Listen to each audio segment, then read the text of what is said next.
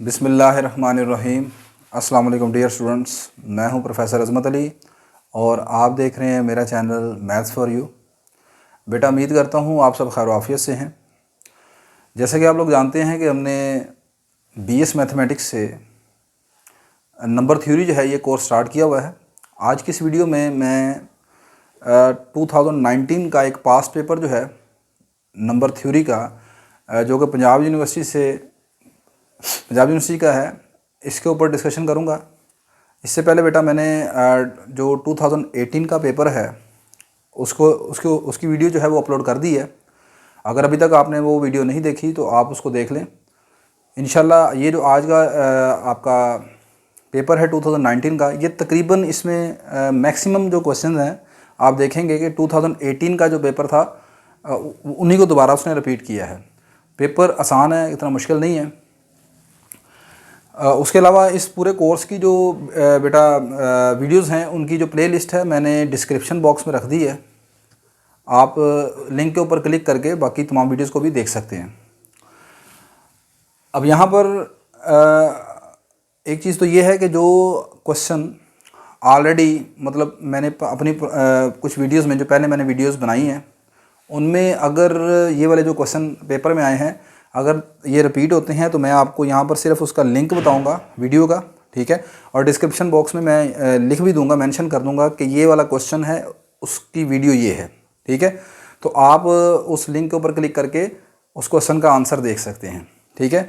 एक एक क्वेश्चन करूँगा तो वीडियो की लेंथ अच्छी खासी इंक्रीज़ कर देगी। तो लेट स्टार्ट करते हैं मज़ीद।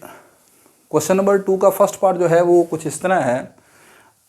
ये आपका शॉर्ट क्वेश्चन था और इस क्वेश्चन में ये 4 नंबर का क्वेश्चन है, ठीक है। फर्स्ट क्वेश्चन जो था इसका एमसीक्यूज़ बेस था, वो मैं यहाँ पर डिस्कस कर रहा। नेक्स्ट आपका सब्जेक्टिव पार्ट होता है, ठीक है। इस सब्जेक्टिव पार्ट में क्वेश्चन नंबर 2 का जो फर्स्ट पार्ट है वो ये है, use Euclidean algorithm to find a solution of the equation. आपने एक्लिडियन एल्गोरिदम की मदद से इस दी हुई इक्वेशन का एक सोल्यूशन मालूम करना है, ठीक है। दूसरे अल्फाज में आपको ये कहना चाह रहा है कि ये आपकी एक लीनियर डायफाइंटाइन इक्वेशन है एक्चुअली, ठीक है। इसको आपने सॉल्व करना है। अब अगर आपने मिसाल के तौर पर लीनियर डायफाइंटाइन इक्वेशन क्या होती है उसके मतलब अगर आपको नहीं पता उसको सॉल्व कैसे करते हैं या उसका क्राइटेरिया सॉल्व करने का क्या है, अगर ये तमाम चीज़ें आपको नहीं पता तो आप मेरा चैप्टर नंबर जो 1 है बेसिक्स ऑफ नंबर थ्योरी से, और आप उसको जाकर देख लें अगर आप डिटेल में देखना चाहते हैं। तो इस क्वेश्चन को सॉल्व करना है आपने। सबसे पहले आप देखें इस क्वेश्चन को हम ऐसे लिख सकते हैं, गिवन इक्वेशन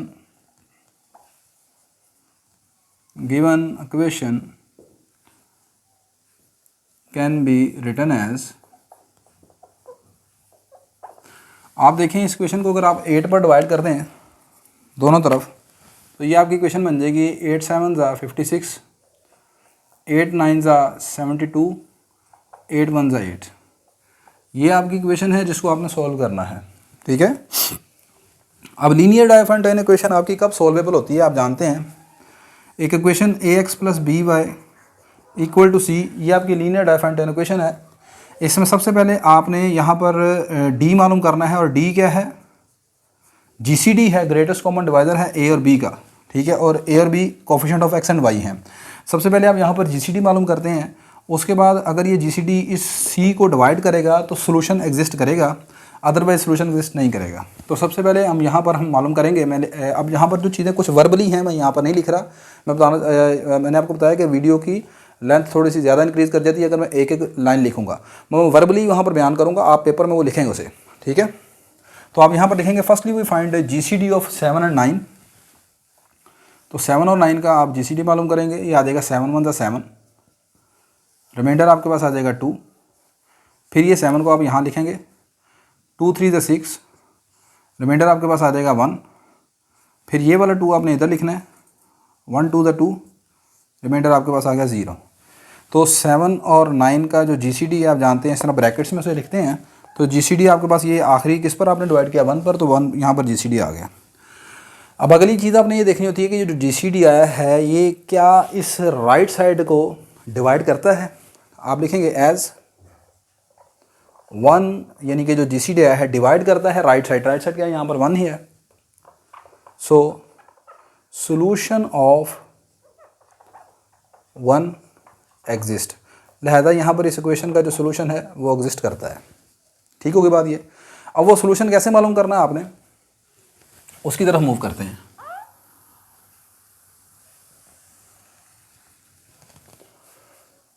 बाय सक्सेसिव आप लिखेंगे, by successive division we express GCD as a linear combination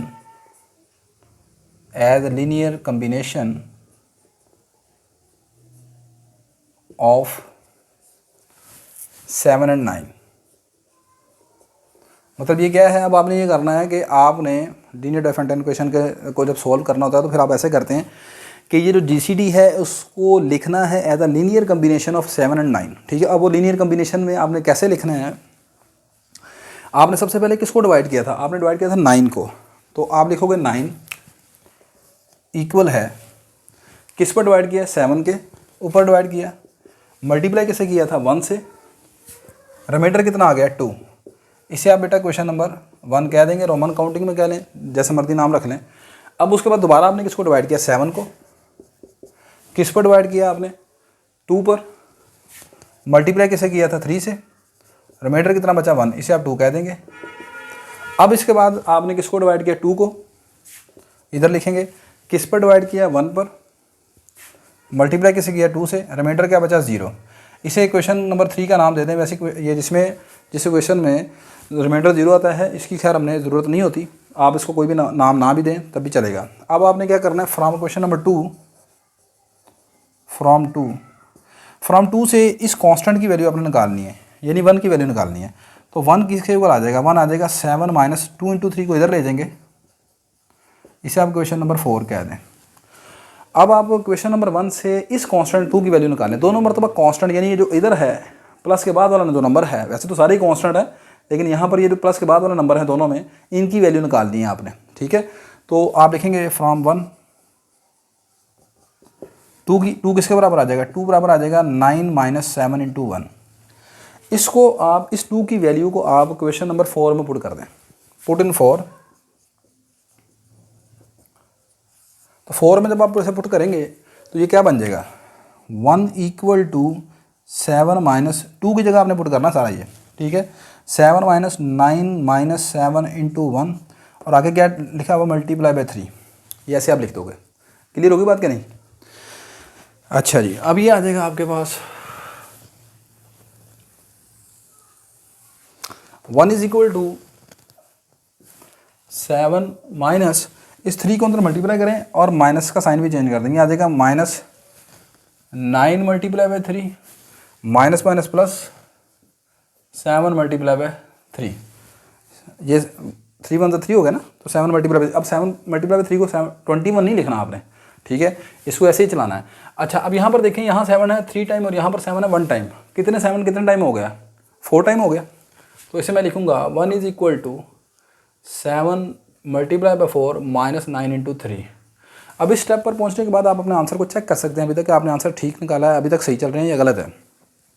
7 4 28, 9 3 27, 28 minus 27 कितना हो गया, 1 रहेगा, यानी अभी तक आप काम सही चला रहे हैं। अब इसको ज़रा अपनी दी हुई इक्वेशन के साथ ज़रा कंपेयर करें। आपकी इक्वेशन में लिखा हुआ है यहाँ पर 7x, तो ये 7x आ गया, आगे लिखा हुआ है प्लस 9y, तो मैं इसको भी ऐसे लिखूँगा 7 into 4 plus 9 into minus 3 equal to 1। Centre में आपकी दी हुई इक्वेशन के सेंटर में चूँकि प्लस है तो वो जो माइनस है यहाँ पर ये वाला, इसको मैं अंदर ऐसे लिख दूँगा। ठीक है, इसे हम कह देते हैं स्टार। अब स्टार को और क्वेश्चन नंबर 1 को कंपेयर करें, क्या ये हू बहू बिल्कुल एक जैसी है, ये बिल्कुल एक जैसी बन गई है। ठीक है, तो अब आपने क्या करना है, कंपेयरिंग 1 एंड स्टार, 1 और स्टार को कंपेयर कर लिया तो आप देखें x की वैल्यू आ गई 4 और y की वैल्यू आ गई आपके पास -3। तो उसने आपको कहा था इस क्वेश्चन को आपने सॉल्व करना है, उसका एक सोल्यूशन मालूम करना है, फाइंड आ सोल्यूशन। ठीक है, तो लिहाजा ये इसका एक सोल्यूशन आ गया बेटा, ठीक है।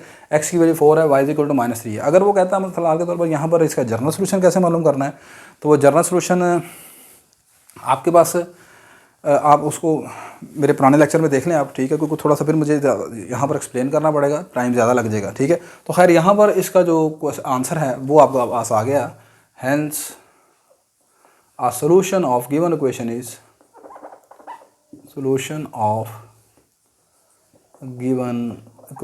is x is equal to 4 and y is equal to -3। तो ये आपका बेटा क्वेश्चन नंबर 2 का फर्स्ट पार्ट कंप्लीट हो गया। नेक्स्ट यहाँ पर आपके पास इसका जो आपके पेपर में 2019 में मतलब जो सेकंड क्वेश्चन है, तो यहाँ पर ये मैं पेपर भी आपके साथ यहाँ पर शेयर कर देता हूँ, ठीक है। ये जो पेपर आपको नज़र आ रहा है, ठीक है, ये आपका क्वेश्चन पेपर है 2019 में आया हुआ, ठीक है बेटा।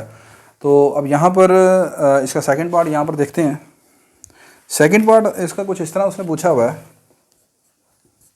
कहता है इज़ देयर एग्जिस्ट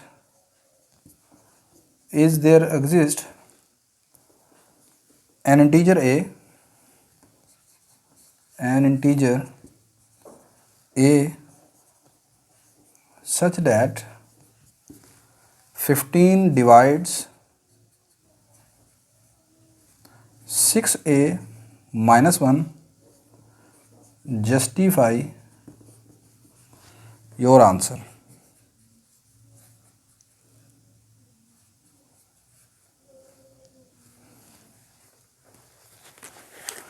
अच्छा जी, ये क्वेश्चन आपको असल में पूछा गया। अब ये क्वेश्चन असल में आपका है लीनियर कॉन्ग्रुएंस का क्वेश्चन है ये, ठीक है। शॉर्ट क्वेश्चन है ये आपका।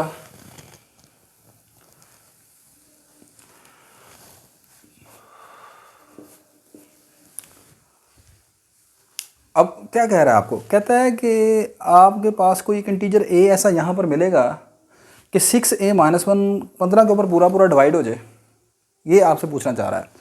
अब आपको लीनियर कॉन्ग्रुएंस की डेफिनेशन पता है, हम जानते हैं a कॉन्ग्रुएंट होता है b के मॉडुलो m के अगर m डिवाइड करे a माइनस b को। अगर ये m a माइनस b यानी दोनों के डिफरेंस को डिवाइड कर दे तो फिर a कॉन्ग्रुएंट होता है b के। अब अपने क्वेश्चन में आप देखें वो कहना क्या चाह रहा है, वो कहना ये चाह रहा है कि क्या 15 6a माइनस 1 को डिवाइड करता है, क्या कोई ऐसा a है। तो इसको आप ज़रा इस फॉर्म में लिखें, कॉन्ग्रुएंट फॉर्म में लिखें पहले, ठीक है।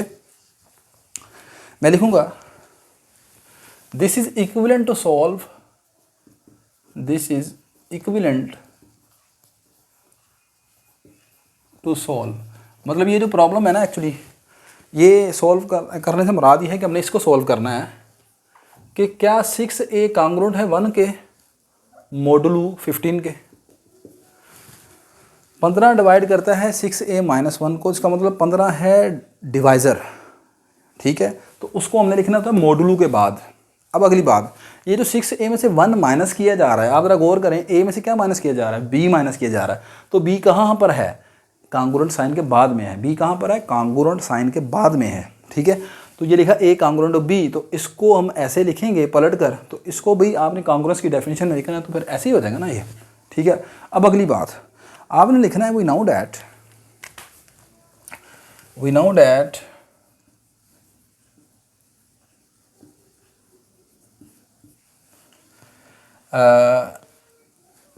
congruent ax congruent to b modulo m is solvable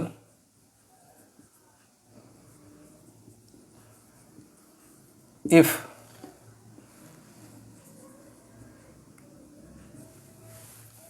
am का जो GCD यानी GCD ऑफ am जो है डिवाइड करे b को।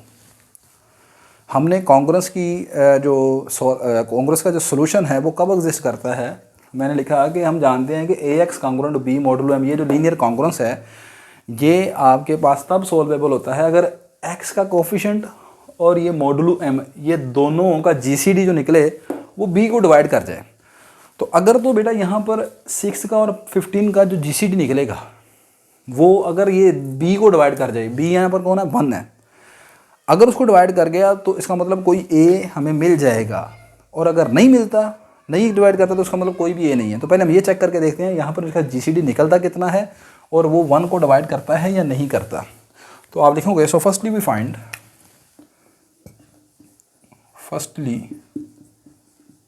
Find GCD of 6 and 15। तो 6 और 15 का जीसीडी कितना होता है? 3 होता है। ये आ गया 15, 6 2 = 12, रिमाइंडर आपके पास 3 आ गया, 6 यहाँ पर आ गया, 3 2 = 6, ये आ गया। तो जीसीडी कितना आ गया? 3 आ गया। तो ये जीसीडी आपने लिख लिया कि जीसीडी यहाँ पर आ गया 6 और 15 का 3 के बराबर। बट आप देखें 3 डज नॉट डिवाइड 1, लेकिन 3 क्या 1 को डिवाइड करता है? 3 1 को डिवाइड नहीं करता। 3 1 को डिवाइड करता नहीं करता। It means there is no a, यानी कि इस यहाँ पर इसका कोई सोल्यूशन नहीं है। Hence there does not exist any a. अभी आप लिख लेंगे, ठीक है। तो बट 3 डज नॉट डिवाइड 1 का मतलब लिखने के बाद आपने लिखना है this shows that the solution of the given congruence 6 a, यानी ये वाले कांग्रुएंस का कोई सोल्यूशन एग्जिस्ट नहीं करता। हैंस देयर इज़ नो ए, कोई भी आपका ए नहीं है यहाँ पर, ठीक है। नेक्स्ट यहाँ पर इसके तीसरे पार्ट की तरफ बढ़ते हैं। ले बेटा नेक्स्ट अब आप क्वेश्चन नंबर जो 2 का थर्ड पार्ट है इस पेपर में 2019 में, इसमें कहता है जी कि कहता है अगर ए कांग्रुएंट है बी के मॉडुलो एन के, देन शो डैट ए की पावर एन कांग्रुएंट है बी की पावर एन मॉडुलो एन के, और एन यहाँ पर ग्रेटर दैन इक्वल टू 1 है। ये क्वेश्चन आपके पास, इसका सोल्यूशन क्या है? क्वेश्चन नंबर दूसरे का 5वां पार्ट, पास्ट पेपर 2018 का जो पास्ट पेपर है आप उसमें जाएं। क्वेश्चन नंबर दूसरे का 5वां पार्ट आप देखेंगे, वो यही क्वेश्चन आपके पास है, ठीक है।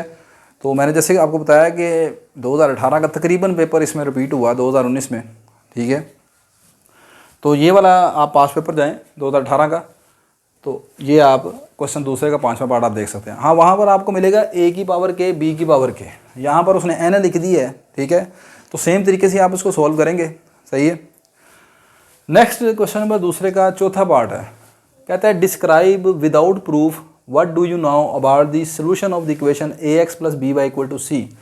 विदाउट प्रूफ आपने ये बताना है कि ये जो इक्वेशन ax + by = c यानी लीनियर डायफाइंटाइन इक्वेशन जो है, इसके सोल्यूशन के बारे में आप क्या जानते हैं।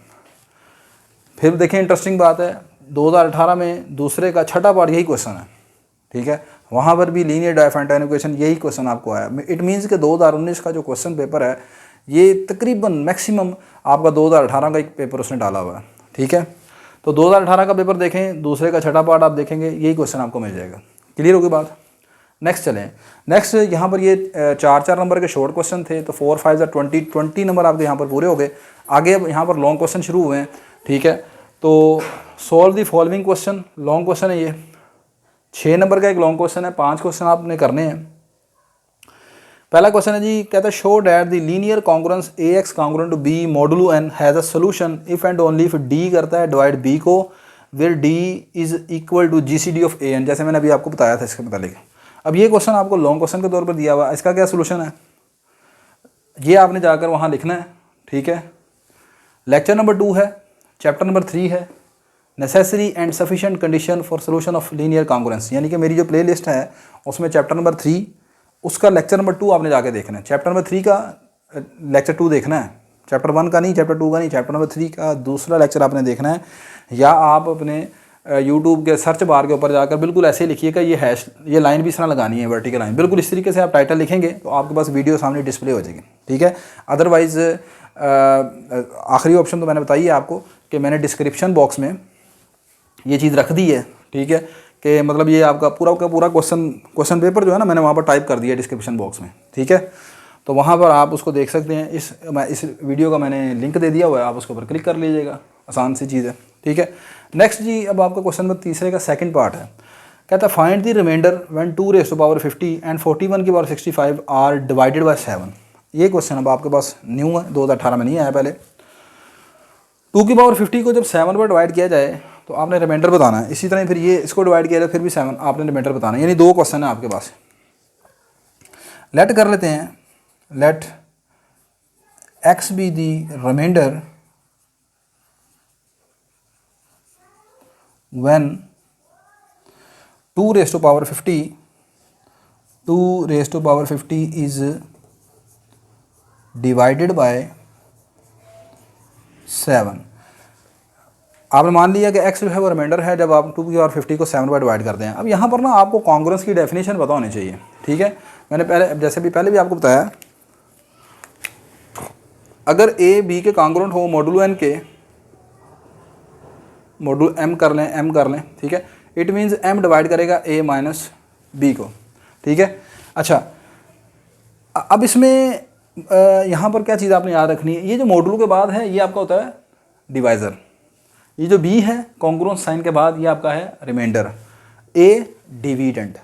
तो अब यहाँ पर it means we need to solve, हमने किस चीज़ को सॉल्व करना है, it means we need to solve 2 की power 50 congruent to x modulo 7, ये आपने कॉन्ग्रुएंट सॉल्व करना है, ठीक है, सही है। मतलब जब 2 की पावर 50 को कहता है 7 पर डिवाइड करें तो रिमाइंडर क्या बचेगा, इसको कॉन्ग्रुएंस की ज़बान में, लैंग्वेज में ऐसे लिखते हैं। तो ये आपने सॉल्व करना है। अब कैसे सॉल्व करेंगे देखें ज़रा। अब 2 की मिनिमम कौन सी पावर है जो 7 से बड़ी होती है, 7 पर डिवाइड करना ना आपने, तो 7 पर कब डिवाइड होगा, जब जिस नंबर को डिवाइड करना है वो 7 से बड़ा होना चाहिए। यहाँ पर आप लिखेंगे एज 2 की पावर 3 डेट इज़ 8। 2 की पावर 3 को जब आप 7 पर डिवाइड करते हैं तो यहाँ पर मुझे बताएं रिमाइंडर क्या बचता है। 2 की पावर 3 कौन है, 8 है, 8 को जब 7 पर डिवाइड करें तो बाकी क्या बचता है, 1। तो हम लिखेंगे 2 की पावर 3 जो है वो कॉन्ग्रुएंट है 1 के मॉडुलो 7 के। सही होगी बात, ये यही पहला स्टेप है और इसी से क्वेश्चन खत्म होने लगा है। मैंने बताया कि आपने 7 पर डिवाइड करना, तो इट मीन्स 2 की ऐसी पावर उठानी है जो कि 7 से कम बड़ी हो। तो 7 से बड़ी पावर 2 की पावर 3 8। अब मैं कहता हूँ 8 को जब आप 7 पर डिवाइड करेंगे तो बाकी क्या बचेगा, बाकी बचेगा 1। तो इसे मैं लिखूंगा 2 की पावर 3 कॉन्ग्रुएंट है 1 के मॉडुलो 7 के। लो जी, खत्म हो गया। अब आपने 2 की पावर 50 तक पहुँचना है।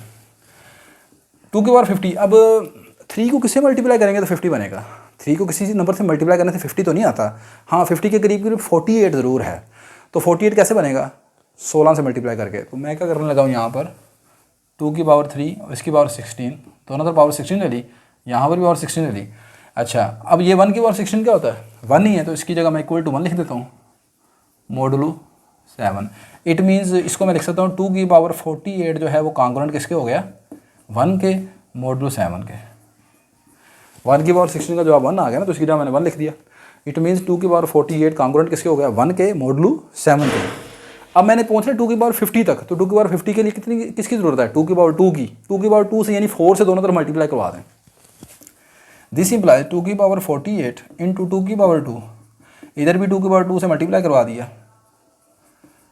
अब ये आपके पास कितना आ गया, 2 की पावर 50 के आंसर कितना बन गया, 4 मॉडुलो 7। लो जी, ये आपका रिमाइंडर है 4।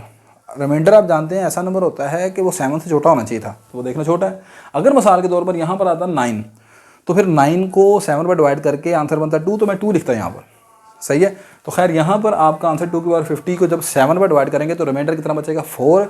तो x की वैल्यू यहाँ पर कितनी आ गई, 4। This implies x is equal to 4, ये आपका रिक्वायर्ड रिमाइंडर है। ठीक होगी बात ये। अब इसका सेकंड पार्ट है कि अगर 41 की पावर 65 को भी डिवाइड किया जाए तो फिर रिमाइंडर कितना आएगा। तो इसमें भी आपने ऐसे सॉल्व करना है, 41 की पावर 65 को जब आपने डिवाइड किया 7 पर तो फिर x क्या आएगा, बिल्कुल इसी तरह करेंगे। अब ये क्वेश्चन 2018 में आ चुका है, ठीक है। नहीं समझ आएगी तो आप इसका सोल्यूशन ये है, क्वेश्चन नंबर 2 का 8th पार्ट है वहाँ पर 2018 में। तो 2018 का पेपर वेरी इंपॉर्टेंट पेपर है इस सेंस में कि 2019 का पेपर आप देख रहे हैं उसी में से आया हुआ बार बार, ठीक है। तो दूसरे का 8वां पार्ट यानी शॉर्ट क्वेश्चन है, वो यही क्वेश्चन है, सेम यही वैल्यूज़ हैं, ठीक है। आप उसको जाकर देख सकते हैं अगर आपको नहीं समझ आती तो, ठीक होगी बात ये। नेक्स्ट तीसरे का तीसरा पार्ट, हाँ भैया तीसरे का तीसरा पार्ट क्वेश्चन इंपॉर्टेंट है, ये एक इंटरेस्टिंग क्वेश्चन है। अब आप चेक करेंगे ज़रा, ले बेटा नेक्स्ट क्वेश्चन नंबर तीसरे का जो थर्ड पार्ट लॉन्ग क्वेश्चन है, बड़ा इंटरेस्टिंग क्वेश्चन है, मुझे बड़ा अच्छा लगा ये। और इसके अच्छा लगने के पीछे एक स्टोरी भी है। एक्चुअली जब मैं क्लास 3 में था, छोटा मतलब स्कूल लेवल में, तो आपको पता है आपस में दोस्त एक दूसरे के साथ पजल्स, रिडल्स, पहेली जिसे आप कहते हैं वो शेयर करते हैं। तो मैं जब तीसरी क्लास में था तो वहाँ पर बच्चे ने ना, स्टूडेंट्स ने ये पहली क्लास में मतलब ये भाई ये बताओ जी ये बताओ, ठीक है।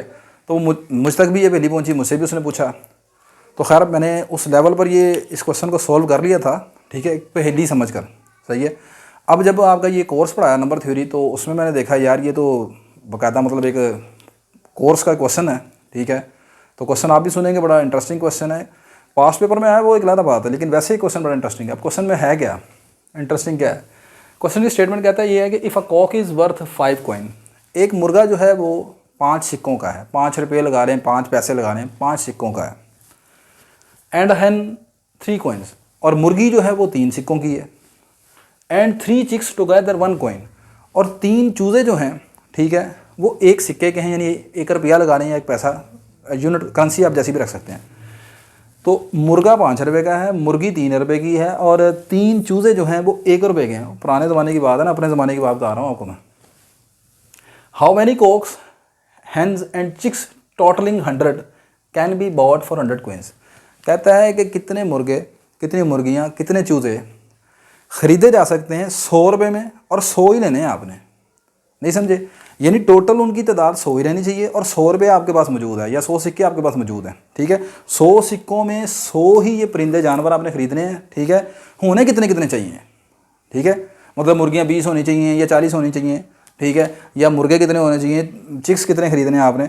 तो 100 जानवर आपने पूरे करने हैं, परिंदे पूरे करने हैं, ठीक है, और 100 रुपये में पूरे करने हैं आपने। ये आपका टारगेट है, ये क्वेश्चन है। तो क्वेश्चन अब आप देखेंगे क्वेश्चन किधर से किधर को जाएगा, ठीक है। लेट कर लेते हैं। अब वैसे तो एक पहेली के तौर पर तो आप इसे सॉल्व कर लेंगे, लेकिन मज़ेदारी की बात ये होती है कि जब आप मैथमेटिक्स को इस्तेमाल करते हैं ना, फिर आपको पता लगता है अच्छा यार मैथमेटिक्स यहाँ पर ऐसे इस्तेमाल होता है, ठीक है। तो अब देखिएगा ज़रा नंबर थ्योरी इसमें कैसे इस्तेमाल होनी है। मैं लेट कर लेता हूँ, let x cocks, y hens and z chicks bought. ये आपने खरीदे हैं, एक्स मुर्गे हैं, वाई मुर्गियां हैं, और जेड चिक्स हैं, ठीक है। अब यहाँ पर 2 क्वेश्चंस बनेगी। एक इक्वेशन तो बनेगी इनकी टोटल तादाद के लिहाज से, क्वांटिटी के लिहाज से। देन अकॉर्डिंग टू कंडीशन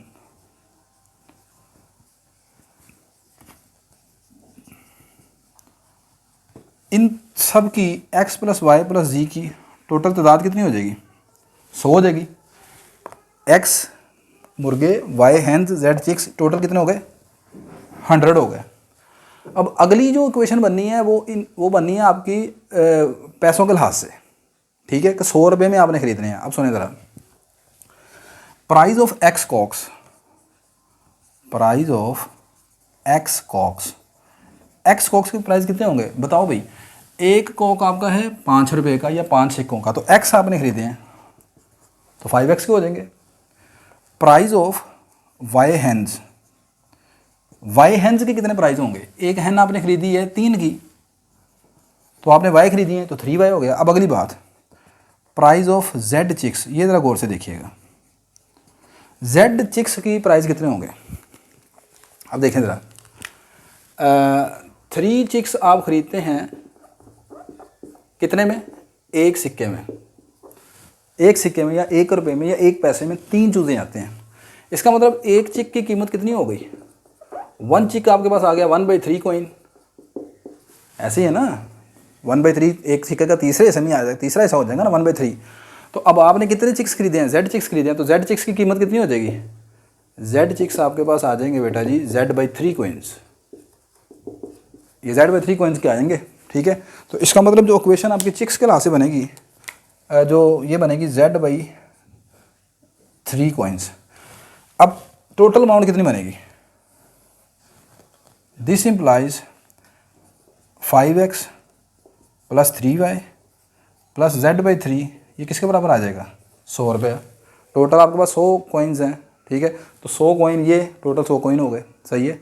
तो एक इक्वेशन उनकी तादाद के लिहाज से बननी है और एक इक्वेशन उनकी टोटल पैसों के लिहाज से बननी है कि कितने रुपए में, कितनी क्वांटिटी में आपने खरीदा वो, ठीक है। अच्छा यहाँ पर 3 से मैं मल्टीप्लाई कर देता हूँ, ये आ जाएगा 15x plus 9y plus Z = 300। इसे क्वेश्चन नंबर 2 कह दें। ज़रा आसानी हो जाए, फिर उसके बाद हम डिस्कस करते हैं। ले बेटा यहाँ पर आपके पास ये बन गई दो क्वेश्चन एक्स बाई जी में। क्वेश्चन नंबर 1 और क्वेश्चन नंबर 2 को सब्ट्रैक्ट कर दें तो z कैंसिल हो जाएगा, ठीक है। सब्ट्रैक्टिंग 1 एंड 2, सब्ट्रैक्टिंग 1 एंड 2, तो दो में से एक को सब्ट्रैक्ट कर दें। 15x में से x माइनस किया तो बाकी रह गया 14x। ये 9y इसमें से y माइनस कर दें, बाकी कितना रह जाएगा 8y।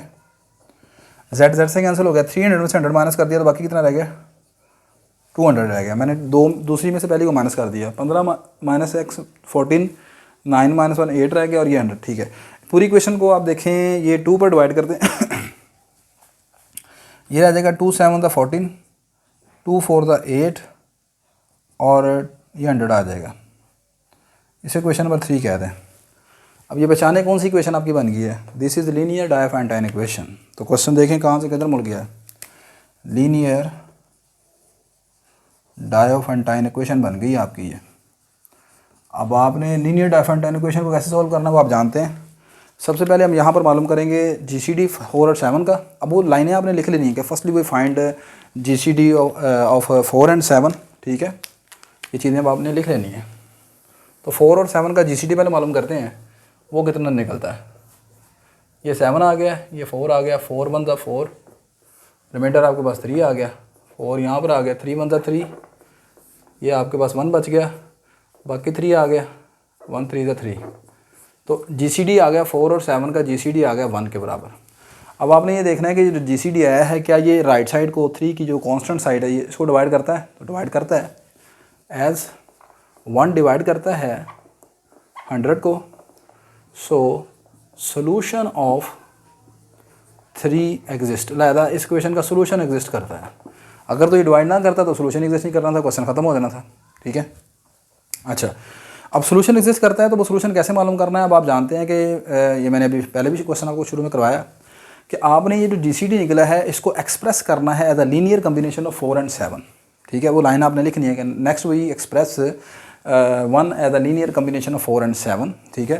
तो अब वो एक्सप्रेस कैसे करना है, सबसे पहले आपने किया डिवाइड 7 को, 7 लिखेंगे, किस पर डिवाइड किया 4 पर, मल्टीप्लाई किसे किया था 1 से, रिमाइंडर कितना बचा 3, इसे आप क्वेश्चन नंबर रोमन काउंटिंग में 1 कह दें, ठीक है।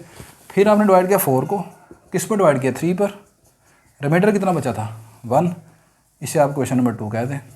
फिर आपने डिवाइड किया 3 को, किस पर डिवाइड किया 1 पर, मल्टीप्लाई किसे किया था 3 से, रिमाइंडर आ गया 0। इसको इसकी हमें ज़रूरत नहीं होती, इसे नाम देने की ज़रूरत नहीं है, इसमें इस्तेमाल नहीं होना। अच्छा, अब आपने क्वेश्चन नंबर 2 से ये कांस्टेंट जो यानी कि प्लस के बाद वाला जो नंबर है इसकी वैल्यू निकालनी है। क्या करना है, क्वेश्चन नंबर 2 से फ्रॉम 2 इसकी 1 की वैल्यू निकालें तो 1 किसके बराबर आ जाएगा 4 माइनस 3 इंटू 1, इसे आप क्वेश्चन नंबर 3 कह दें, ठीक होगी बात ये। अब ऊपर वाली जो क्वेश्चन है यहाँ से 3 की वैल्यू निकालनी है, ठीक है। फ्रॉम 1 आपके पास 3 आ जाएगा, 7 माइनस 4 इंटू 1 के, इसे पुट कर दें, पुट इन 3। ऊपर वाली क्वेश्चन में जहाँ 3 है वहाँ पर ये नंबर 7 माइनस 4 इंटू 1 लिख दें, ऐसे सोल्व करते हैं ना हम लोग। अच्छा, ये आ गया 1 इक्वल टू 4 माइनस 3 की जगह लिखना है ये सारा आपने, 7 माइनस 4 इंटू 1, आगे बाहर आ गया मल्टीप्लाई बाय 1, ये 4 आ गया, ये माइनस 3 की जगह ये सारी वैल्यू आ गई, मल्टीप्लाई बाय 1 आ गया, ठीक है। ये आ गया 1 इक्वल टू 4 माइनस 7 इंटू 1 7 और माइनस माइनस प्लस 4 1 ज़ा 4। यहाँ पर 4 1 टाइम है, यहाँ पर भी 4 1 टाइम है, कितने टाइम हो गया 2 टाइम हो गया। तो इसे लिखूंगा 1 is equal to 4 multiply by 2 minus 7 multiply by 1। इस इक्वेशन को थोड़ा इसके साथ कंपेयर करें, पहले क्या लिखा हुआ है 7x लिखा हुआ है, तो 7 वाली वैल्यू पहले लिखेंगे, यानी कि ऐसे लिखूंगा 7 इंटू माइनस 1, ये जो माइनस है ये 1 के साथ लिख दूंगा, plus 4 multiply by 2 equal to 1, इसको मतलब इसमें बदलना है आपने। तो ये क्या है 7x प्लस 4y, तो 7 लिखा, फिर आगे x वैल्यू लिखी, फिर प्लस आ गया 4y आ गया, ठीक है। अच्छा, इसको इसके साथ कंपेयर करें तो इधर वाली साइड पर अभी 100 है, तो इसको 100 से मल्टीप्लाई करवा दें, ठीक है। वो लिख लेंगे multiply by 100 on both side, तो ये आ गया माइनस 100 इससे, और इसको मल्टीप्लाई किया तो ये आ गया 100, इसको मल्टीप्लाई किया तो ये आ गया 100 से मल्टीप्लाई करना है, तो ये 7 और 4 को नहीं मल्टीप्लाई करना, ये आपके रहने चाहिए, क्योंकि यहाँ पर क्वेश्चन में 7 और 4 है, सही, ये नहीं ख़त्म कर देने बीच में से आपने। लो जी, इसको आप स्टार कह दें, इस स्टार को इस क्वेश्चन नंबर 3 को ज़रा कंपेयर करें, आंसर आ गया। कंपेयरिंग कंपेयरिंग 3 एंड स्टार, तो आपके पास x की वैल्यू कितनी आ गई, -100 x नोट, पर्टिकुलर सोल्यूशन है, ठीक है। x नोट लिखना है, इसे x नहीं लिख देना, क्योंकि x यहाँ पर क्या है, नंबर ऑफ कॉक्स है, तो number of cocks can not be negative, ठीक है। तो अभी हमने निकालना है, तो इसे particular solution linear differential equation में आप जानते हैं पहले पर्टिकुलर सोल्यूशन निकलता है। ये आ गया x नोट -100 और y नोट की वैल्यू आ गई 100 के बराबर, ठीक होगी बात। ये x नोट आ गया आपके पास, एक मिनट, ये यहाँ पर सॉरी गलती हो गई मुझसे, ये जब आपने 2 से मल्टीप्लाई किया था तो इधर आना चाहिए ये चीज़ 200 होना चाहिए, ठीक है। 4 2 8, 8 - 700, 100 बचेगा, ठीक है। अब यहाँ पर आपके पास ये बेटा रहना चाहिए, y नोट की वैल्यू 200 हो गई है, क्लियर होगी बात ये। अच्छा, आप लिखेंगे journal solution of 3 is, journal solution of 3 is, ये जो आपके पास इक्वेशन है जर्नल सोल्यूशन, इसका क्या बनेगा वो आप जानते हैं। x की वैल्यू आएगी x note plus b/d time t, और y की वैल्यू होती है y note minus a/d time t, और t आपके पास क्या है, इंटीजर है, सही होगी बात ये। अच्छा, मैं अगर इसको मिटा लेता हूँ पहले। अच्छा, अब यहाँ पर बेटा ये अब आप वैल्यूज पुट कर दें, ठीक है। तो x नोट की वैल्यू -100, b क्या है, ax प्लस by फॉर्म होती है ना आपके पास, तो b है कोफिशिएंट ऑफ y, a है कोफिशिएंट ऑफ x, ठीक है। इनमें ये वैल्यूज पुट आउट करें ज़रा, क्या बनती है बात देखते हैं। तो ये आपके पास आ जाएगा, यहाँ पर आप इसको ऐसे पेयर के फॉर्म में लिखें, ऑर्डर पेयर में, ठीक है। अच्छा, यहाँ पर आपके पास x की वैल्यू आ जाएगी x नोट है -100 प्लस b कितना है, b मैंने बताया कोफिशिएंट ऑफ y है, coefficient of y that is 4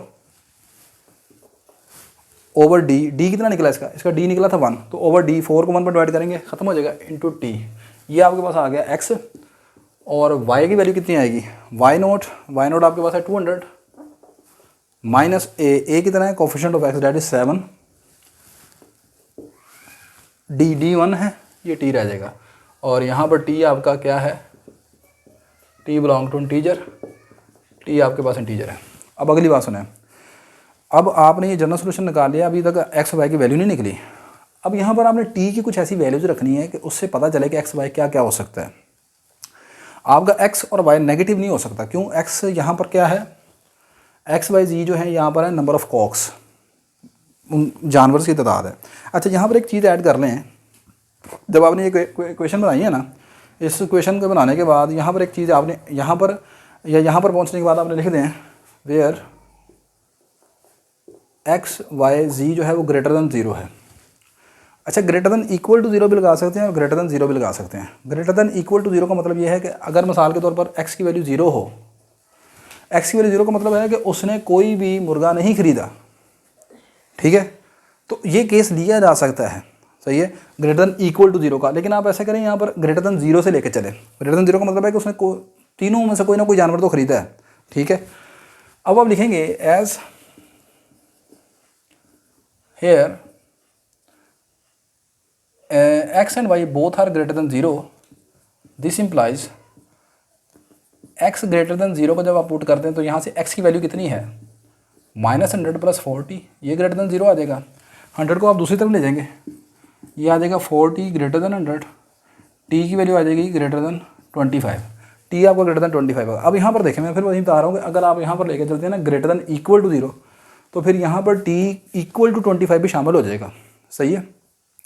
तो इक्वल टू 25 को भी कर सकते हैं हम सॉल्व, लेकर चल सकते हैं, ठीक है। सोल्यूशन एक से ज़्यादा निकलाएंगे, यहाँ पर भी खैर भी एक से ज़्यादा ही चलने हैं, सही है। तो अब यहाँ पर t ग्रेटर दैन 25 आ गया, आगे चलें, एंड जब आप y ग्रेटर दैन 0 पुट करेंगे तो y आपके पास क्या है, 200 माइनस 70 ग्रेटर दैन 0, यहाँ से आ जाएगा 200 ग्रेटर दैन 70, ठीक है। अब ये आपके पास आ जाएगा जी, इसको मैं हटा लेता हूँ बीच में से,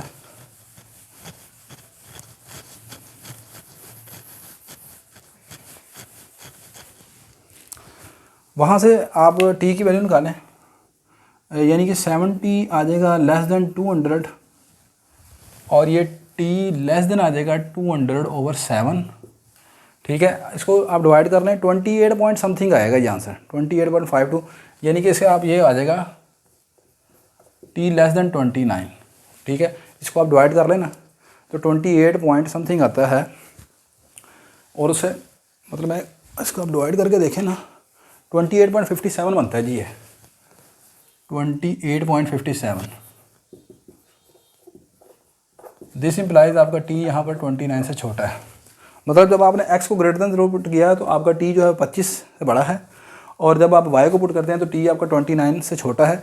इट मीन्स दिस इम्प्लाइज आपका t जो है वो बिलोंग करता है इस इंटरवल से 25 से 29 और t क्या है, t एक इंटीजर है। एम्प्लाइज t की जो वैल्यूज़ बनती हैं वो होंगी 26, 27, 28। ठीक होगी बात ये। हाँ, अब फिर मैं वही बता रहा हूँ, 3 वैल्यूज़ निकली हैं यहाँ पर। अगर आप यहाँ पर ग्रेटर देन इक्वल टू लेके चलेंगे तो 25 शामिल हो जाएगा, क्लोज इंटरवल बन जाएगा ये, सही है। तो फिर यहाँ पर ये क्लोज इंटरवल बनेगा, फिर वैल्यूज़ बनेंगी 25, 26, 27, 28, 29। और दूसरी बात ये 25 से लेकर 29 तक आपने रियल नंबर नहीं उठाने, यहाँ पर इंटीजर उठाने हैं।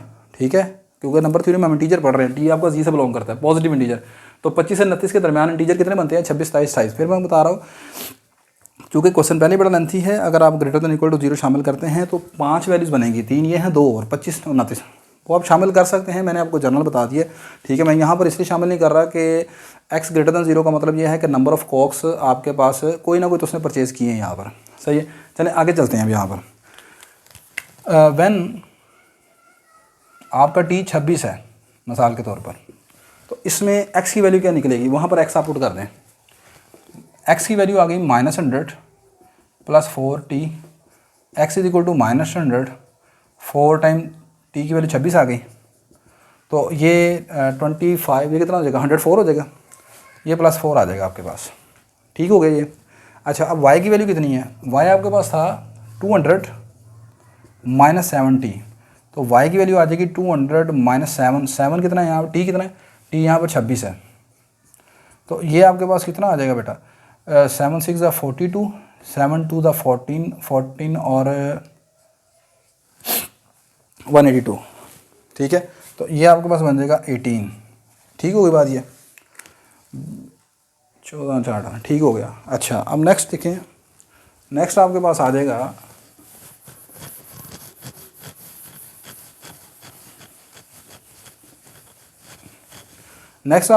अब रह गया z। Put x is equal to 4, y is equal to 18 in equation number 1। इस इक्वेशन में 1 पुट कर दें तो आपके पास ये आ जाएगा 4 + 18 + z इज इक्वल टू 100। ये आ जाएगा जी 18 4 22, उधर जाकर माइनस करते हैं, 28। So he can bought x is equal to 4 कॉक्स, y is equal to 18, z is equal to 78। लो जी, इस केस में ये आपके पास यहाँ पर एक पॉसिबिलिटी ये बनती है कि वो 4 कॉक्स यानी 4 मुर्गे ख़रीदेगा, 18 मुर्गियाँ हैं और 78 चूज़े हैं। ठीक है, आप इनका टोटल करके देखें, 100 बनेगा। आप इसको क्वेश्चन नंबर 2 में पुट कर लें, जो आपने पैसों के लिए बनाई थी, यानी ये वाली रुपये से बनाई थी, ये इसमें पुट करके देखें तो 300 आना चाहिए, सही है। अब इसी तरह बाकी 2 पार्ट्स आप खुद कर सकते हैं। मतलब जब आपकी वैल्यू व्हेन t आपका हो जाएगा 27, अब दोबारा फिर आप यहाँ पर पुट करेंगे, फिर x y z की 3 वैल्यूज़ आएंगी, सही है। वो एक अलग पॉसिबिलिटी होगी। मतलब इस क्वेश्चन में कोई एक सोल्यूशन नहीं है, इस क्वेश्चन में डिफरेंट सोल्यूशन है। एक बंदा कहता है जी 4 मुर्गे ख़रीद ले, 18 मुर्गियाँ ख़रीद ले, 78 चूज़े ख़रीद ले। इसी तरह यहाँ से निकलेंगी, वो भी ठीक होगी। फिर आप यहाँ से निकाल सकते हैं, जब आप 28 लेंगे तब भी आ जाएंगे। ठीक है, अगर मिसाल के तौर पर अगर आप लेते हैं 25, यहाँ पर greater than equal to 25, t greater than equal to 25 शामिल कर लेते हैं, तो t की वैल्यू अगर 25 यहाँ पर पुट कर दी जाए, t यहाँ पर अगर 25 पुट किया तो फिर क्या होगा, फिर ये आ जाएगा -100 + 4 × 25, डैट इज़ 0। अब 0 हो गया। अब t की वैल्यू आप यहाँ पर पुट करेंगे, ठीक है, तो y कितना आ जाएगा, 200 - 7 × 25, 200 माइनस, ये कितना बन जाएगा 150, ये कितना आ जाएगा 150 बनता है, नहीं 175 बनता है ये आपके पास आ जाएगा, बाकी 25। अब आप z निकालना चाहते हैं तो z की वैल्यू इन दोनों को प्लस करके 25, यानी कि यहाँ पर पुट कर देना x0 y 25 आ गया, तो z कितना आ जाएगा, z 75 आएगा। तो एक ऑप्शन आपके पास ये है, सही है। एक आपके पास ऑप्शन ये बनती है कि भाई मुर्गा कोई नहीं ख़रीदा, उसने 25 मुर्गियाँ खरीद ली और 75 जो है चूज़े खरीद लिए। ये तब है जब आप यहाँ पर ग्रेटर देन इक्वल टू 0 लेते हैं, ठीक है। x इक्वल टू 0 का मीन नो कॉक्स, ठीक है, आप वो ले सकते हैं। बेहतर है चले आप अगर आता है तो आप ग्रेटर देन इक्वल टू 0 ही लेके चल जाएं, ठीक है। वैसे तो गलत नहीं करना चाहिए उससे, सही है। तो ये आपके पास बेटा पॉसिबिलिटी है इस क्वेश्चन को सॉल्व करने की। आगे आप चलेंगे 27, 28, 29 को भी ले सकते हैं यहाँ पर, सही है। 29 जब लेंगे तो इसका मतलब फिर ये आपका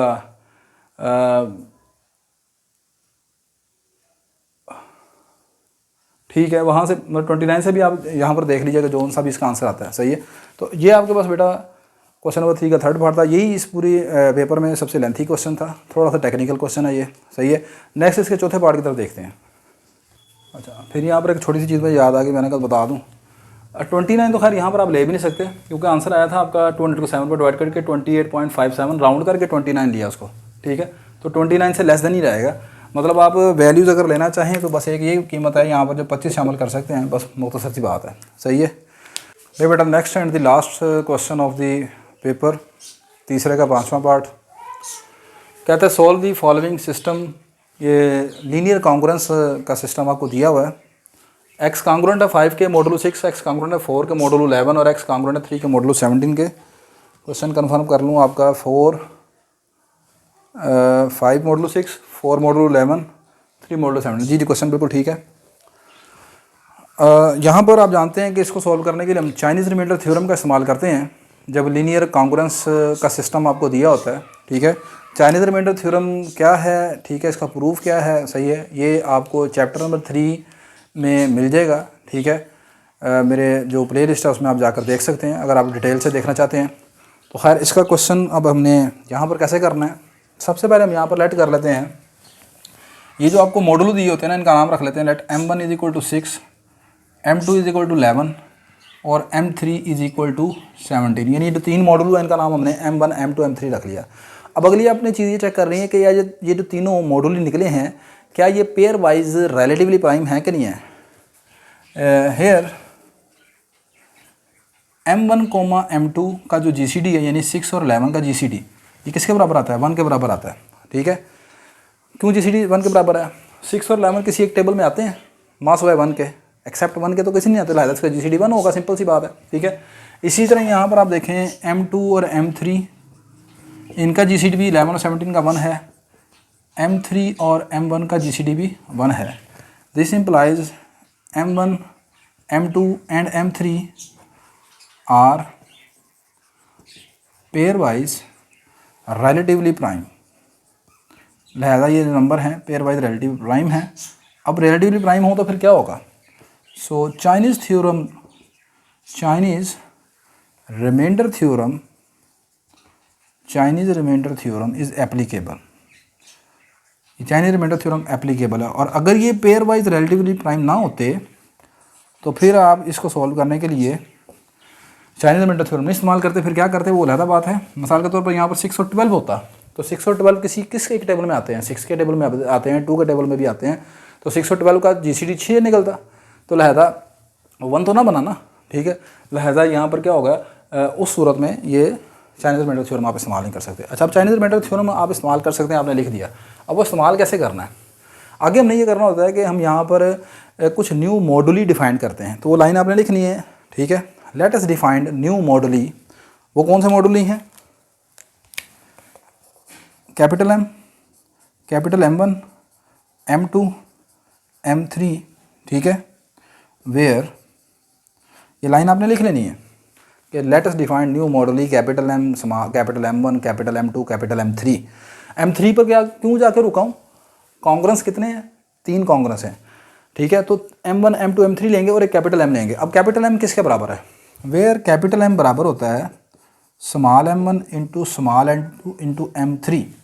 यानी जो तीनों छोटे मॉडुली थे ना, छोटे m थे, इनका प्रोडक्ट है। तो कैपिटल एम की वैल्यू कितनी निकल आएगी? स्मॉल m1 आपके पास है 6, स्मॉल m2 आपके पास है 11 और स्मॉल m3 कितना है 17। इसको मल्टीप्लाई कर लें, 66 को 17 से मल्टीप्लाई कर लें, मैंने मल्टीप्लाई किया हुआ है, ये आ जाएगा जी 1122, 1122। इसको चेक करके देख लीजिएगा, 1122 ठीक हो गया। ये कैपिटल एम की आपके पास वैल्यू आ गई।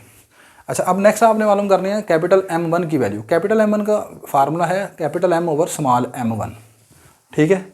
तो कैपिटल M कितना है 1122 है, ओवर स्मॉल m1 कितना है, स्मॉल m1 की वैल्यू निकली है ये 6 है, ठीक है। इसको डिवाइड भी कर सकते हैं या इस अंदाज से भी देख सकते हैं कि कैपिटल M1 का फार्मूला ये बनता है, ये कैपिटल M है ना, small m1 m2 m3, m1 into m2 into m3, इसको डिवाइड कर दें m1 के ऊपर, तो कैपिटल M1 का फार्मूला ये भी निकल आता है m2 इंटू m3, ऐसे भी सोच सकते हैं। तो कैपिटल M1 कितना आ जाएगा, m2 की वैल्यू कितनी है 11 है और m3 की वैल्यू कितनी है 17 है, तो ये 187 आ जाएगा। इसको डिवाइड भी कर सकते हैं, ऐसे भी सोच सकते हैं, ठीक है, जैसे आपको आसान लगता है। m2 का फार्मूला बनेगा small m1 into small m3। तो स्मॉल m1 कितना है, स्मॉल m1 है 6, m3 कितना है 17, ये 102 आ जाएगा आपके पास, ठीक हो गया जी ये। अच्छा, आगे है कैपिटल M3। कैपिटल M3 का फार्मूला बनेगा स्मॉल m1 इंटू m2। तो स्मॉल m1 कितना है 6 है, ये 11 है, ये कितना आ जाएगा 66 आ जाएगा आपके पास, ठीक हो गया।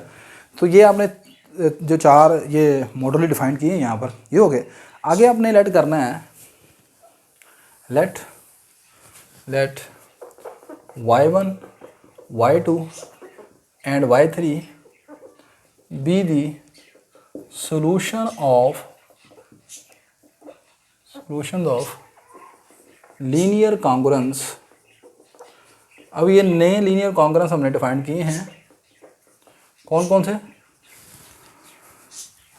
पहला लीनियर कॉन्ग्रुएंस है m1 y1 congruent to 1 modulo small m1, ठीक है। y1 इसका सोल्यूशन है।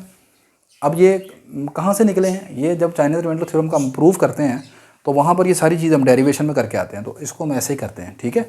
तो m1 की वैल्यू क्या है, कैपिटल M1 की, कैपिटल M1 की वैल्यू निकली थी जी ये 187 y1 congruent to 1 modulo small m1 कितना, स्मॉल m1 है 6, ये 6 है।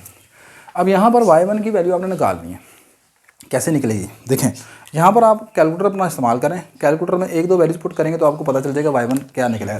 कैसे देखो, इसको हम कॉन्ग्रुएंस को ज़रा डिविजिबिलिटी में कन्वर्ट करते हैं। तो कॉन्ग्रुएंस की डेफिनेशन यही है ना, 187 कॉन्ग्रुएंट है y1 के मॉडुलो 6 का मतलब क्या है कि आपने यहाँ पर y1 तलाश करना है इस तरह कि वो यहाँ पर एक y1 ऐसा रखना है कि ये 6 पर डिवाइड हो जाए, ठीक है। तो यहाँ पर सोचें, अब कैलकुलेटर में अपना आप रखें y1 की वैल्यू 1, तो अगर आप कैलकुलेटर में y1 की वैल्यू 1 रखते हैं तो ये रह जाएगा 187 minus 1 over 6, that is 186 over 6। तो ये देखें 6 3 ज़ा 18, 6 1 ज़ा 6, तो 31 पर जाकर ये डिवाइड हो जाता है, ठीक है। किस वैल्यू के लिए, जब y1 आपने क्या रखा था 1 रखा था, तो सिंपल आसान सी बात है, सही है। तो यहाँ से y1 आपके पास कितना आ गया, y1 1 आ जाएगा, ये आसानी से मिल जाता है, कोई मुश्किल नहीं है, सही है। आगे चलें, y1 तो इसका सोल्यूशन हो गया। अब आपने निकालना y2 को, m2 y2 congruent to 1 modulo m2, ठीक है। अब m2 की वैल्यू कितनी है यहाँ पर, m2 की वैल्यू थी जी, कैपिटल M2 की वैल्यू थी ये पड़ी हुई है 102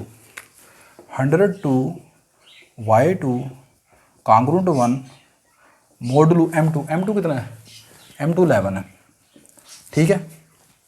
बिल्कुल उसी तरीके से यहाँ पर दोबारा आप सोचेंगे कि भाई ये 102 y2 माइनस 1 ओवर 11, ये कब सेट मतलब कब 11 पर डिवाइड होगा, कौन सा ऐसा y2 यहाँ पर रखा जाए। अगर यहाँ पर y2 की वैल्यू 1 रखते हैं तो ये कितना आंसर आएगा, 102 minus 1 over 11 that is 101 over 11। 101 11 का डिवाइड तो नहीं होता, ठीक है। y2 की वैल्यू 2 रख के देखें, 2 रखेंगे तो ये बन जाएगी आपके पास 204 माइनस 1 ओवर 11, यह आ जाएगा 203 ओवर 11। इसको देखें डिवाइड होता है ये आपके पास आ जाएगा जी 11 1 11, नहीं डिवाइड होता, ठीक है। तो 2-3 वैल्यूज़ कैलकुलेटर आपके पास होगा मौजूद, मैंने पहले ये वैल्यूज़ कैलकुलेटर की हैं, 4 पर जाकर ये डिवाइड होता है, ठीक है। y2 की वैल्यू 4 रखेंगे ना यहाँ पर, आप कैलकुलेटर से देखें, इतना टाइम नहीं लगता, आप 1 रखेंगे, सोल्व करके देख लें, 2 रखें, आंसर जहाँ पर जाकर इंटीजर आएगा वो आपका आंसर है। 4 रखेंगे बस आंसर आपका आ जाएगा, ठीक है। 3 रखेंगे आंसर पॉइंट में आएगा, 2 रखेंगे पॉइंट में आएगा, 4 रखेंगे तो आंसर निकल आएगा। तो यहाँ से जो y2 की वैल्यू बेटा निकलेगी वो आपके पास आ जाएगी 4 के बराबर। सही होगी बात, ये क्लियर होगी बात ये। अच्छा, उसके बाद नेक्स्ट आपके पास m3 y3 congruent 1 modulo m3 की वैल्यू कितनी है, कैपिटल M3 की, कैपिटल M3 की वैल्यू है 66 y3 कांग्रुएंट 1 मॉडुलो m3 कितना है आपके पास, m3 था जी 17। ठीक हो गई बात ये, ठीक है। अब आपने इसको भी यहाँ पर y3 की वैल्यूज़ को सोचना है, ठीक है, कि कौन सी वैल्यू यहाँ पर इसको सेटिस्फाइड करती है, इसने रहने दें। अब यहाँ पर भी आपने y3 इस तरह ही सोल्व करना है, यानी कि ये आप ऐसे सोल्व करेंगे 66 y3 - 1/17। मैंने कहा मज़ीद आपको कन्फ्यूजन नहीं डालता। यहाँ पर y3 की वैल्यू 1 2 3 4 पुट करके देखेंगे तो ये आपका y3 जो जाके इसको सेटिस्फाइड करेगा 8 पर सेटिस्फाइड करेगा। y3 की वैल्यू यहाँ पर बेटा निकलेगी 8 के बराबर। ठीक हो गई ये बात, सही है। लेकिन जी ये y1 y2 y3 आपके पास आ गया, सही है। अब आपने आखिरी वैल्यू मालूम करनी है x की, तो मैं ज़रा यहाँ पर इसको मिटा लेता हूँ। x आपके पास क्या होगा देखें,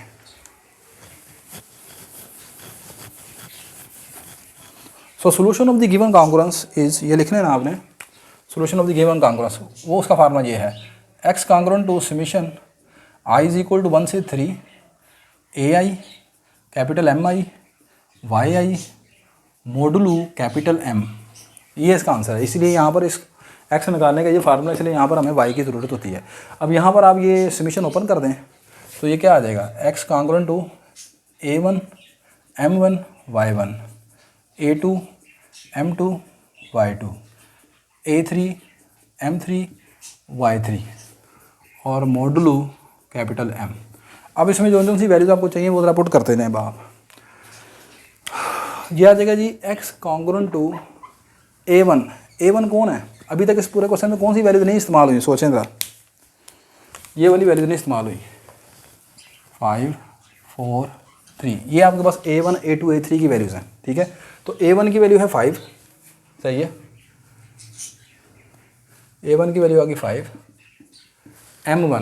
m1 आपके पास आ गया जी, m1 कितना है, ये हमने निकाला है 187। y1 कितना निकाला था, y1 1 था आपके पास। a2 की वैल्यू है 4, ठीक है। अच्छा देखें a1 a2 a3 में एक और चीज़ आपने याद रखनी है इससे शुरू से ही, जिसको आपने m1 लिया ना उसके साथ वाला जो नंबर होगा वो a1 होगा। ये ना हो कि कहीं इसको आपने m1 रख लिया और इसको a1 रख लें, ये अपनी मर्ज़ी से नहीं चलना आपने। ये m1 है तो फिर ये a1 है, ये m2 है तो फिर ये a2 है, ये m3 है तो फिर ये a3 है, इसी को लेके चलेंगे। फिर इसी तरह कैपिटल M1 कैपिटल M2 एक तरतीब रहनी चाहिए। ये ना हो कि गलती से कहीं आप इसको M1 कर लें इसको A1 कर लें, फिर आंसर गलत होगा।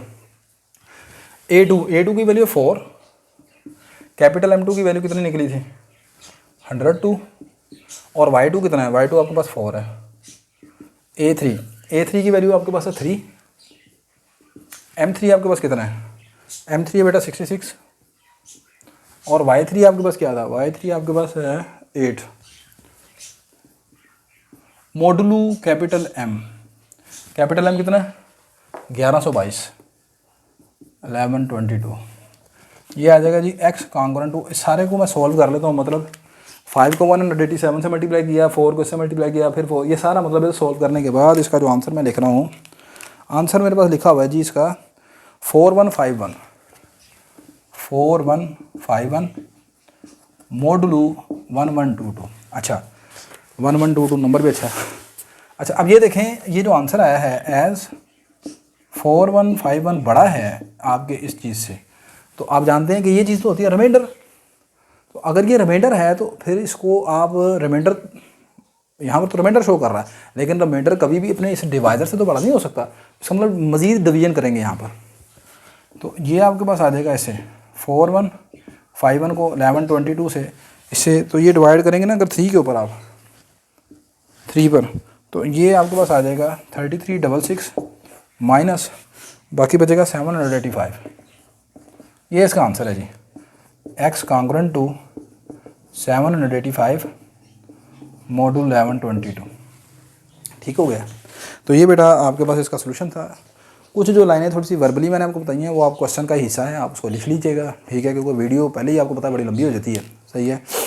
तो जहाँ पर होता है ना ये चीज़ लेक्चर में, मतलब टॉपिक वाइज डिस्कस करता हूँ मैं, तो वहाँ पर तो मैं कम्प्लीटली वहाँ पर लिखी हुई हैं। जहाँ पर चाइनीज़ रिमाइंडर थ्योरम के क्वेश्चन करवाए हैं वहाँ पर एक एक लाइन लिखी है मैंने। जहाँ पर जो कि मैं पूरा पास पेपर सॉल्व करा रहा हूँ, तो यहाँ पर इसलिए मैंने बीच में से कुछ लाइनें वर्बली से बताता हूँ आपको। तो ये बेटा एक एफ़र्ट थी आपके लिए। ठीक है, उम्मीद करता हूँ कि इससे आपको फ़ायदा होगा। मेरी ये वीडियो अगर आपके लिए हेल्पफुल है तो मेरी इस वीडियो को आप लाइक करें, शेयर करें, मेरे चैनल को सब्सक्राइब करें। और एक और चीज़ आपसे ये कहनी थी कि आप ये जो वीडियोस देखते हैं, अगर ये वीडियोस आप अपनी सिम का नेट इस्तेमाल कर रहे हैं, ठीक है, तो फिर तो शायद मैं चलें आपको नहीं कहता, क्योंकि सिम के नेट में आपके पास कुछ महदूद से MBs होते हैं। लेकिन अगर आप घर में कोई PTCL लगा हुआ है या आपका कोई पैकेज वगैरह है, तो बेटा कोशिश किया करें कि ये जो वीडियोज़ है ना आप ऑफलाइन ना सेव किया करें। ठीक है, ऑनलाइन ज़रा देख लेंगे तो उससे ये है कि हमें भी कुछ थोड़ा सा फ़ायदा हो जाता है। ठीक है, तो इतनी भी एफ़र्ट भी आपके लिए करते हैं ये। सही है। तो ये वीडियोज़ के बाद नेक्स्ट इंशाल्लाह जो मेरी एक वीडियो होगी वो होगा जी आपका 2020 का पेपर जो है पास पेपर, मैं उसके ऊपर भी डिस्कशन करूँगा। ठीक है, तो आज की वीडियो में अगर किसी किस्म का कोई कन्फ्यूजन हो, कोई प्रॉब्लम हो, तो आप मुझे कमेंट्स करके बता सकते हैं, मैं इंशाल्लाह आपको रिप्लाई करूँगा। अल्लाह हाफ़िज़।